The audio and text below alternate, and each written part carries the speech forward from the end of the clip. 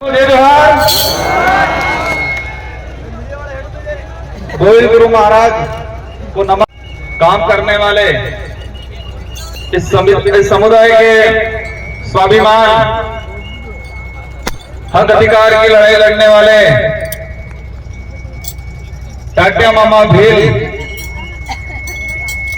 भक्ति के माध्यम से समाज में जन जागरण करने वाले संत सुरमाल महाराज, मावजी महाराज और साथ ही इस इलाके के अंदर मामा बालेश्वर, जिन्होंने आदिवासी बहुल क्षेत्र के अंदर इस समाज को एकजुट करके इस समाज के लिए, हक अधिकार के लिए, स्वाभिमान के लिए अंग्रेजों से लड़ाई लड़ी, राजा रजवाड़ों से लड़ाई लड़ी। इन समस्त महापुरुषों को, इन गुरुओं को नमन करते हुए मेरी बात को शुरू करना चाहूंगा। आज ये जो कारवां बढ़ा है, रास्ते में लोग आ रहे हैं, ये किसी के बुलाए हुए भीड़ नहीं है। ये 1500 आदिवासी 17 नवंबर 1913 को जो शहीद हुए थे, उनका खून है और वो बदला लेने के लिए आई हुई है यहाँ से। तो सपना पूरा करना है हमें। बड़े दुख की बात है कि 1913 में एक ही दिन में लाखों की जो संख्या इकट्ठी हुई थी गोविंद गुरु महाराज के नेतृत्व में, इसी पहाड़ी पे, इसी पहाड़ों के आसपास के। और उस समय तातवाली जो राजा रजवाड़े अंग्रेजों की मदद से गोलियां चलाई और इस नरसंहार में इस पहाड़ी पे महिला भी थी, बच्चे भी थे, बड़े बुजुर्ग भी थे, जवान भी थे। और एक ही दिन में अगर 1500 लोग, 1500 के करीब लोग एक साथ मरते हैं, तो आसपास का जो मध्य प्रदेश, वर्तमान में राजस्थान, गुजरात, महाराष्ट्र, जो उसमें बिल टेरिटरी के नाम से जाना जाता था, उस इलाके में क्या स्थिति बनी होगी। हम देखते हैं हमारे गांव में, अगर गांव में कोई एक्सीडेंट हो जाता है, कि व्यक्ति मरता है, तो पूरे गांव को तकलीफ होती है, पूरा गांव दुखी होता है, पूरा गांव शोक व्यक्त करता है। और जिस परिवार में व्यक्ति की डेथ हुई है, वो परिवार सालों तक ऊपर नहीं आ पाता है। तो इसी पहाड़ी पे 1500 आदिवासी एक साथ मारे गए 1913 के दौरान। तो इस इलाके में कितना मातम छाया होगा, कितना डर घुसा होगा, कितना दुख हुआ होगा। ये जो गांव पड़ा था, वो गांव आज तक नहीं भरा है। तो लड़ाई किसकी लड़ रहे थे? मैं इन इतिहासकारों को कहना चाहूंगा, जिन इतिहासकारों ने बिल प्रांत की मांग को लेकर यहां पर भक्ति के माध्यम से आंदोलन खड़ा किया था। भक्ति के माध्यम से उद्देश्य था, अंग्रेजों से लड़ाई थी कि हमारा अलग से बिल प्रांत दिया जाए, ये उद्देश्य था। माध्यम भक्ति था। भक्ति के माध्यम से बिल प्रदेश की जो लड़ाई लड़ी जा रही थी उस समय, और उस इतिहास को, उस सच्चे इतिहास को कई इतिहासकारों ने 2-4 लाइनों में सिमट दिया, कह दिया कि भक्ति आंदोलन हो रहा था और 1500 आदिवासी मारे गए। इस देश का तो ठीक है, लेकिन विश्व का एक भी इतिहास ऐसा नहीं मिलेगा, एक भी घटना ऐसी नहीं मिलेगी जहां सिर्फ भक्ति की जा रही थी और गोलियां चलाई थी। आपने कहने गड़े उतरे, अगर हमारे पूर्वज सिर्फ नर्द भजन करता, सिर्फ भक्ति करता, तो क्या इस बात से अंग्रेजों को दिक्कत थी क्या? भक्ति करने से सिर्फ दिक्कत नहीं थी, लेकिन भक्ति के माध्यम से समाज को जागरूक करके अलग बिलराज कायम कर रहे थे, उस बात से इन लोगों को दिक्कत थी। लेकिन इस इतिहास को बदल दिया गया, उस इतिहास को दबा दिया गया। मैं इस विचारधारा को धन्यवाद देना चाहूंगा, इस विचारधारा की शुरुआत में काम करने वाले लोगों को धन्यवाद देना चाहूंगा, जिसकी बदौलत दबा हुआ इतिहास वापस उजागर हुआ और आज लाखों की संख्या में इसी पहाड़ी पे ये कारवां खड़ा हुआ। इस कारवां के साथ हर समुदाय का व्यक्ति यहां प्रतिनिधित्व कर रहा है, माइनॉरिटी का भी है, एसटी समुदाय का भी है, ओबीसी का है, कई जनरल के भाई भी हैं। हमारे साथ वो हर व्यक्ति है जो मानवता में विश्वास करता है, जिसके अंदर छुआछूत है, भेदभाव है, जिसके अंदर शोषण की भावना है, वो व्यक्ति इस विचारधारा का हमेशा विरोध करेगा। जिस व्यक्ति के अंदर ये भावना है शोषण की, छुआछूत की, शोषण की, वो व्यक्ति हमेशा हमारा विरोध करेगा और हम भी ऐसे लोगों को विरोध करते रहेंगे हमेशा के लिए। हर उस व्यक्ति का, हर उस समाज का सम्मान करेंगे, हर उस व्यक्ति का सम्मान करेंगे जो मानवता में विश्वास रखता हो, जो छुआछूत में विश्वास नहीं रखता हो, जो शोषण में विश्वास नहीं रखता हो। इन सभी लोगों का, उन सभी समाज का हम सम्मान करेंगे। हमारे पूर्वज भी करते आए थे और हम भी करेंगे, लेकिन अब वो वक्त नहीं रहा है। शोषण होता आया है समाज में, बिल प्रदेश की मांग है। कई लोग चाहते हैं, पूछते हैं कि क्यों। दुख की बात यह है कि हमारे भी समाज के, इस समाज का सर्टिफिकेट लगा के अधिकारी, कर्मचारी, नेता बन जाते हैं और वो ये भूल जाते हैं कि मैं किस सर्टिफिकेट लगाने की वजह से। मैं ये उनकी योग्यता पर सवाल खड़ा नहीं करना चाहता, लेकिन आदिवासी समुदाय का वो व्यक्ति ये कहे कि मैंने आदिवासी का सर्टिफिकेट नहीं लगाया और मैं सिर्फ मेरी योग्यता से आगे बढ़ा, ऐसा कोई माई का लाल हो तो बताओ। दुख होता है जिस समाज का सर्टिफिकेट लगा के बड़ा पेड़ करके बैठते हैं, बड़े अधिकारियों की पोस्ट पे बैठते हैं, लेकिन उस समाज का आदमी उनके पास जाता है तो वो हीन भावना से देखते हैं।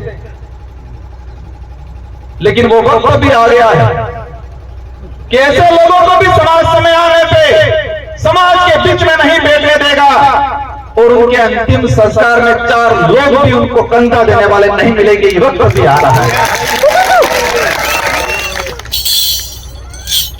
आज जो समाज की स्थिति बनी हुई है, बिल प्रदेश की डिमांड इसलिए है, बिल प्रदेश नहीं बनने से हमारा आदिवासी समुदाय कुछ राजस्थान में हो गया, कुछ मध्य प्रदेश में, कुछ महाराष्ट्र में, कुछ इधर गुजरात में, और उसी की वजह से हमारा समुदाय 4 हिस्सों में, 4 राज्यों में बटा। उस वजह से हमारी संस्कृति का विनाश होने के कंगार पे चली गई, हमारा इतिहास दबा दिया गया और हमारा जो भौगोलिक क्षेत्र है, इस भौगोलिक भूखंड के अंदर जो खनिज है, उन खनिजों को निकाल के 4 राज्यों का राजकोष में जमा किया और आदिवासियों को इसका फायदा आज तक नहीं मिला। सबसे बड़ी बात यह है, देश के अंदर कुपोषण का आंकड़ा निकाल के देखें, देश में कुपोषित इलाका अगर आता है, रेड इलाका, तो यही बिल प्रदेश की टेरिटरी जो वर्तमान में 4 राज्यों में बटा हुआ है, उसी इलाके के अंदर भुखमरी है, कुपोषण है, अशिक्षा है। और उसके जिम्मेदार उस समय तात्कालिक जो लोग राज्यों का पुनर्गठन करते थे, राज्यों का निर्माण करते थे, उन लोगों ने इस समुदाय के साथ अन्याय किया गया है। कई लोग कहते हैं कि नई पार्टी, नई विचारधारा के लोग इस मांग को कर रहे हैं। हम तो 1913 में जो गोरखपुर महाराज ने जो मांग रखी थी, जिनके लिए 1500 आदिवासी शहीद हुए थे, उसी मांग को हम आगे बढ़ा रहे हैं। हम कोई नया काम नहीं कर रहे हैं। और इस बात को लेके कांग्रेस के भी कई नेताओं ने ये बात रखी है और वर्तमान में टीएडी मंत्री, और देखा है मैंने राष्ट्रीय पार्टियों के अंदर टीएडी मंत्री वो बनाया जाता है जो किसी के इशारे पे चलता है, उनको पर्ची पकड़ा दी जाती है और उनसे पढ़वा दिया जाता है। ऊपर माल जो खाली है बिल्कुल, ऊपर मार जाते कि नहीं बोली। नंदलाल जी मेरा टीएडी मंत्री थे, भाजपा से बिलोंग करते थे। उन्होंने खुद ने कहा था बिल प्रदेश बनना चाहिए, तो बाबूलाल से आज कौन सी खेत है मुड़ी हो जो आज के हो नहीं बनना चाहिए।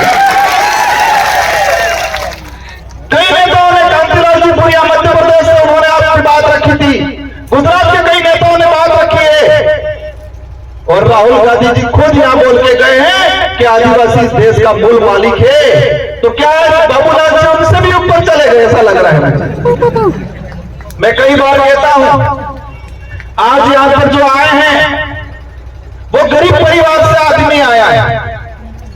इस आंदोलन में, इस कार्य में जो पहुंचा है गरीब परिवार से, जिसके पास पैसा नहीं है, दौलत नहीं है, बड़े बड़े बंगले नहीं है, गाड़ियां नहीं है, लेकिन वो यहां पर आया है क्योंकि उसका जमीन जिंदा है।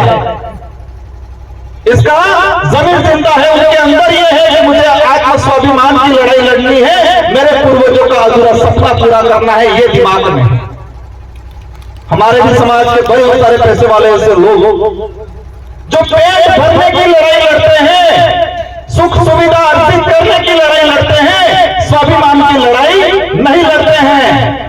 और ना नेशनल पार्टियों को भी हमसे यही दिक्कत है, हमें यही चाहते हैं, हमारे से यही चाहते हैं कि आप सिर्फ भौतिक सुविधा की बात करो, पेट भरने की बात करो, सरकारी गेहूं की बात करो, आप अधिकार और जल जंगल जमीन की बात मत करो, ये चाहते हैं वो लोग।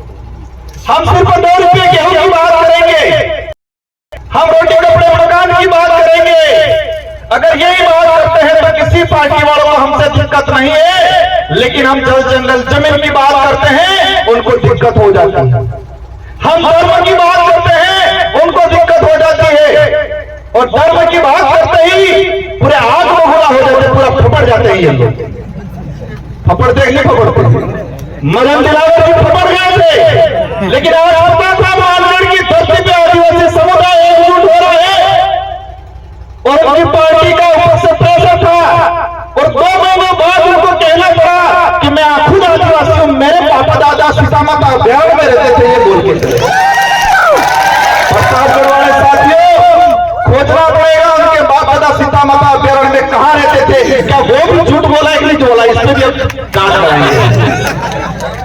इनको छोड़ना वाला नहीं है, उस कौम को छेड़ा तुमने, जिस कौम में अंग्रेजों से लोहा लिया, मुगलों से लोहा लिया, राजा रजवाड़ों से लोहा लिया, ये बात बोला कि हमारा समुदाय भोला है, सीधा है, हम दयालु हैं।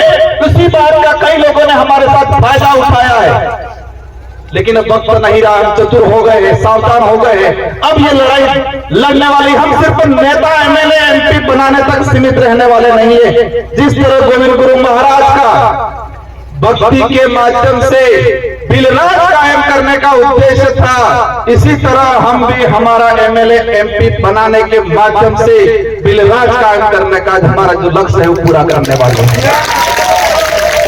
मैं इस कमांडल में विराजमान सारे साथियों से अनुरोध करना चाहूंगा, हम यहां पर आ गए, तालियां बजा दी, हमने 2 सेल्फियां ले ली, इंस्टाग्राम पे चढ़ा दिया, वहां तक सीमित नहीं रहना है। सबसे पहले हम सबको मजबूत होना है, और मजबूत दिमाग से होना है, क्योंकि कई बार हम कहते हैं आंख से अंधा है, कानों से बहरा है, इसको हम समझा सकते हैं, लेकिन दिमाग से अंधा है, उसका इलाज नहीं हो सकता है। आंख से अंधा है, कानों से अंधा बहरा है, पैर से विकलांग है, हाथ से विकलांग है, उसको हम रास्ता दिखा सकते हैं, वो बात मान लेगा, लेकिन जो दिमाग से विकलांग है, दिमाग से विकलांग है, उसका इलाज नहीं है।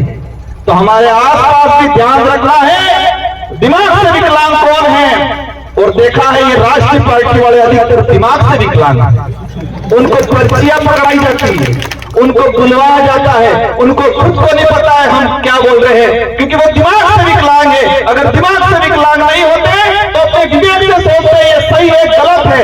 बाबूलाल जी आज कह रहे हैं, लेकिन उनको ये नहीं पता कि नंदलाल जी मीणा खुद चाहते थे फिर प्रदेश करना चाहिए, कई बार उन्होंने ये स्टेटमेंट दिया गया, क्योंकि वो दिमाग से विकलांग है। हम सबको पढ़ाई करनी है, और मैं इस मंच से कहना चाह रहा हूं, केंद्र सरकार से बहुत जल्दी बिल प्रदेश को लेके एक कमेटी गठित करके इसका क्राइटेरिया कितना है, इसके हमारे पूरी कमेटी गठित करके काम कराने की कोशिश रहेगी बहुत जल्दी। और साथ ही आप लोगों को भी हमारे बच्चों को पढ़ाना है, क्योंकि शिक्षा ही वही हथियार है। अब गोलियों से या बंदूकों से या तीर कमान से काम हमारी कल्चर से जुड़ा रहेगा, वो अब लड़ाई कलम से लड़ी जाएगी।